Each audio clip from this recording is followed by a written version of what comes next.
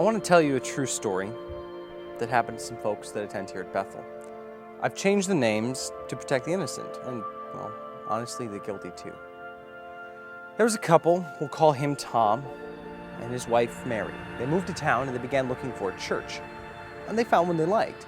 It had good preaching, good people, and lots of opportunities to serve. They got involved right away, and they felt edified and challenged by the pastor's messages. The only damper in this experience of theirs was that the church had frequent guest speakers, and they all seemed to preach deep legalism. One pastor went so far as to say, "I have never sinned since I was saved. And if you have, clearly you gave a false confession."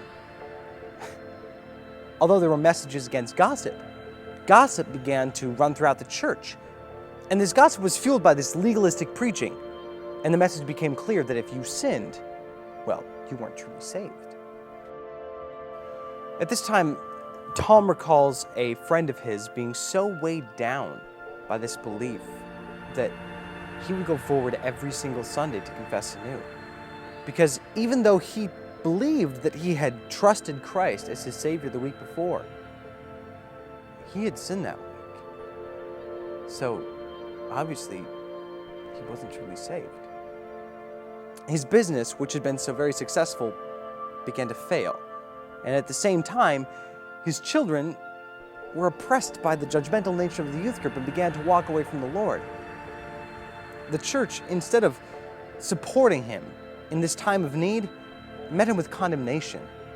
They told him that he must confess for this sin that he's harboring against the Lord in order for him to bless his business again. As his teenage son chose a worldly path, Mary found herself shunned, not only by the parents, but by the very children that she was teaching in her Bible studies. As horrible lies flew throughout the church, she just couldn't handle it anymore.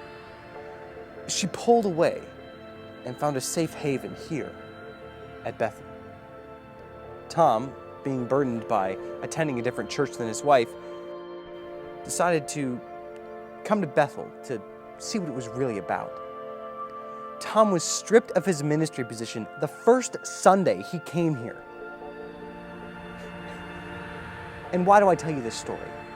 To tell you how legalistic a church body can become, or to tell you how great Bethel is. No.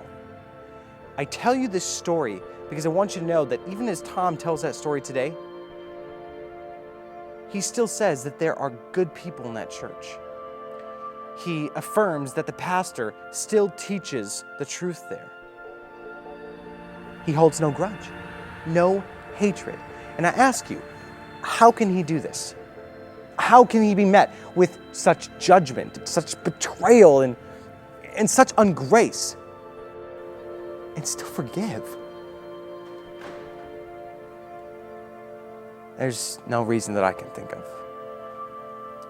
Then again, grace doesn't make sense.